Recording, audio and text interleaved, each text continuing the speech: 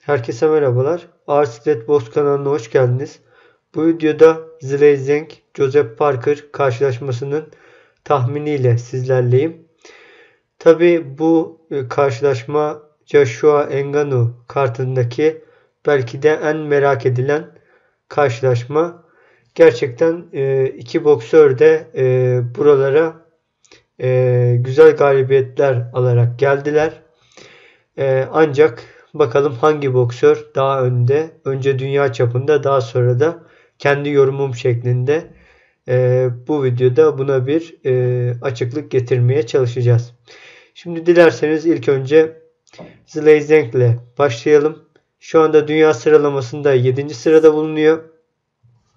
Ve Çin'in en iyi boksörü, 40 yaşında, Big Bang lakabı, 1.98 boyunda, Amerika'nın New Jersey eyaletinde şu anda yaşıyor ve Çin doğumlu boksör. En son Joe Joyce'u ikinci defa knockout etmişti. Zaten bu karşılaşmayı da knockout'la bitireceğini biz söylemiştik. Ve bugüne kadar aslında Filip Hrgovic'e yenildi diye söyleniyor ama bana göre o karşılaşmayı yine Zhilei Zhang kazanmıştı. Onun öncesinde de yine çok önemli bir isimle aslında maç yapmadı. Böyle hızlıca baktığımız zaman Terrell Jamal Woods'u knockout etmiş. Kolay knockout olan bir isim değil. Ondan sonra hatırladıklarımızdan başka Jerry Forrest'la berabere kalmıştı ki bu karşılaşmanın son roundlarına doğru oldukça fazla yorulmuştu Zhilei Zhang. Onun dışında Filip Hrgovic'e zaten yenildi olarak buraya geçmiş. Ve Joe Joyce'la alakalı da 2 tane galibiyeti bulunuyor. Ben aslında Filip Hrgovic karşılaşmasının öncesinde de yorum yaparken Zhang'ın özellikle sol direğinin çok kuvvetli olduğunu söylemiştim. Kısacası Joe Joyce maçından önce de aslında çok iyi bir boksördü ama dünyaya tamamen kendini tanıtması bu Joe Joyce karşılaşmasıyla birlikte oldu. Şimdi buradan Joseph Parker'a geçelim. En son biliyorsunuz Deontay Wilder'ı unanimous decision'la yendi. Ve şu anda nereden baksanız 3 ay aradan sonra tekrardan ringde olacak. Gayet aktif bir isim. 32 yaşında dünya sıralamasında 3. sırada bulunuyor. Yeni Zelanda'nın 1 numaralı boksörü olarak burada bulunuyor. 1.93 boyunda ve 1.93'te uzanma mesafesi bulunuyor. Eski dünya şampiyonu Joseph Parker'ın.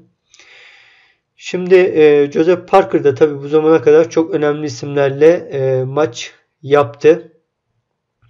Hızlıca hemen kimlerle maç yaptığına, önemli isimlerine bakalım.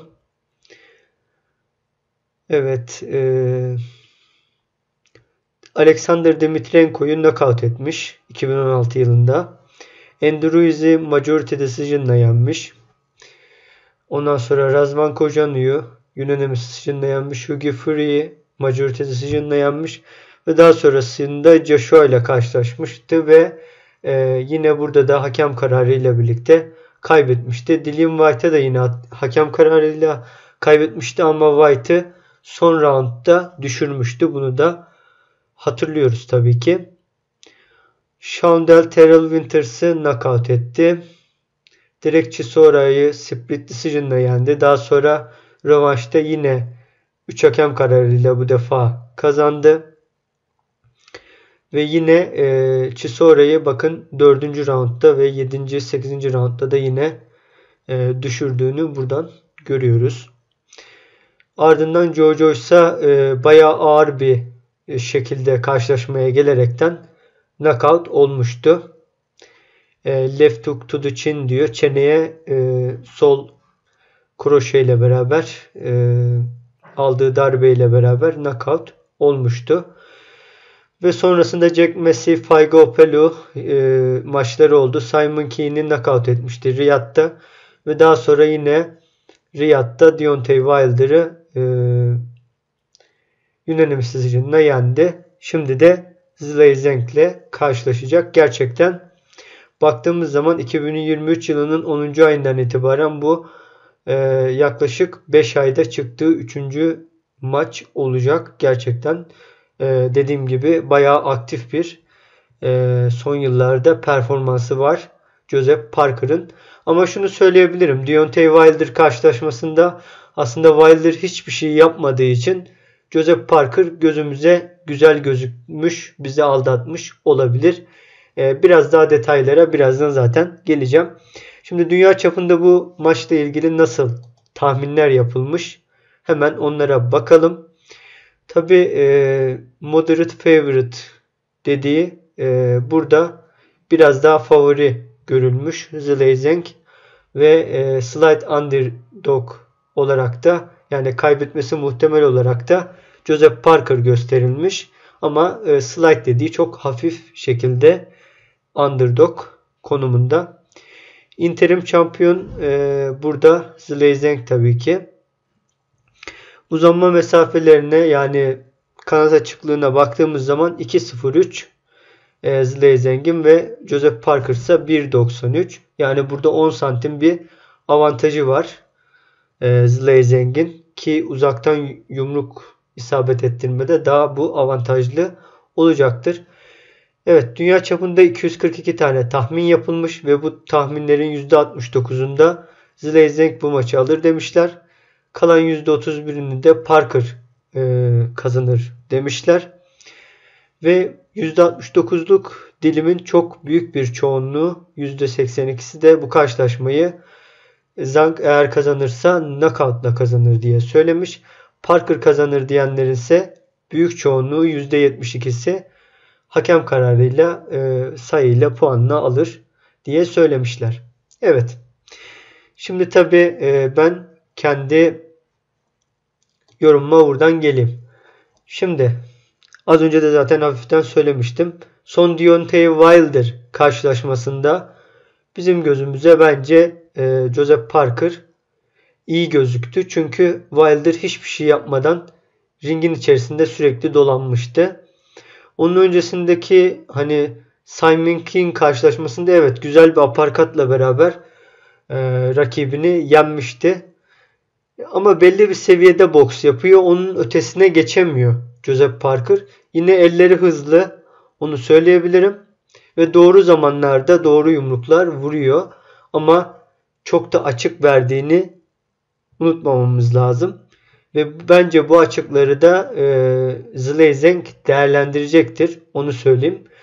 Tabii Zhilei Zhang'in de ilerleyen roundlarda bir kondisyon problemi var. Ağzı açık kalıyor. Yani özellikle 9. rounddan sonra bayağı bir yoruluyor. Zaten o Jerry Forrest karşılaşmasının sonlarına doğru neredeyse ayakta duramayacak duruma gelmişti Zhilei Zhang. Bunları hesaba katıyoruz tabii, ama Zhilei Zhang'in Joe Joyce'a neler yaptıklarını gördünüz. Yakın mesafeden çok güzel yumrukları vardı. Tabii bu konumda da Joseph Parker Zhilei Zhang'e isabet bulabilmesi için ona yaklaşması gerekecek. Bu da tam Zhang'ın işine yarayacak olan kısım. Çünkü içeriden yaptığı çok seri kombine yumruklarla beraber Parker'ı bence haklayacaktır. Onu güçsüz duruma getirecektir diye düşünüyorum. Ve bu karşılaşmayla alakalı baktığımız zaman ikisi de aslında çok uzun zamandır boksörler. Gerek amatör kariyer olsun, gerek profesyonel kariyer olsun. Gerçekten ne yaptığını bilen boksörler. Bunu net bir şekilde söyleyebilirim. Yani kısacası maç ilerleyen roundlara gider mi? Yani gitse bile Joseph Parker da yoruluyor. Yani Deontay Wilder maçında da dikkat edin. Son roundlara doğru o 5. 6. 7. roundda vurduğu yumrukları fazla şey yapamadı. Yani rakibini izleyerekten isabet bulmaya çalıştı. Bu da onun bir nebze yorulduğunun göstergesi. Sadece onunla alakalı değil yani. Önceki maçlarında da yine yoruluyordu. Yani iki boksörün de ilerleyen roundlarda yorulduğunu düşünürsek sadece burada Joseph Parker'ın gençliği var. Kollarının kollarının ve ayaklarının daha hızlı olduğunu söyleyebilirim ama Zhilei Zhang'in de içeriden yaptığı vuruşlar, kombinasyonlar muhteşem gerçekten. Zaten ters kart bir boksör biliyorsunuz Zhilei Zhang'de. O yüzden de bu maçta da büyük bence avantajı olacaktır. Tabi yorum olarak baktığımız zaman yani bana göre ilk 6 round içerisinde ben Zhilei Zhang'in Joseph Parker'ı knockout edeceğini düşünüyorum.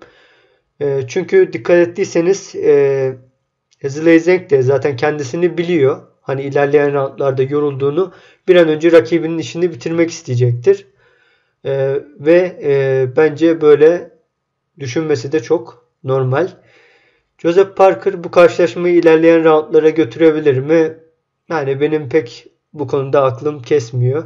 Çünkü Joe Joyce'la maç yaptığında 11. roundda knockout oldu belki ama 6. 7. roundda dahi suratı artık bayağı bir dağılmıştı, yorulmuştu Joseph Parker. Ve bence Joe Joyce'dan çok daha hızlı bir şekilde hırpalayacaktır Zhilei Zhang Joe Joyce maçına göre Joseph Parker'ı. Bundan dolayı da ilk 6 round içerisinde benim tahminim ya 5 ya da 6. roundda Joseph Parker bence knockout olacak Zhilei Zhang'e. Evet, tabi sizlerin düşünceleri neler? Bunları da yorumlarda yazmayı unutmayın. Kanalımıza abone olmayı unutmayın. Bildirimleri açmayı unutmayın. Arkadaşlarınızla paylaşın ki güzel bir boks sohbeti yapalım sizlerle.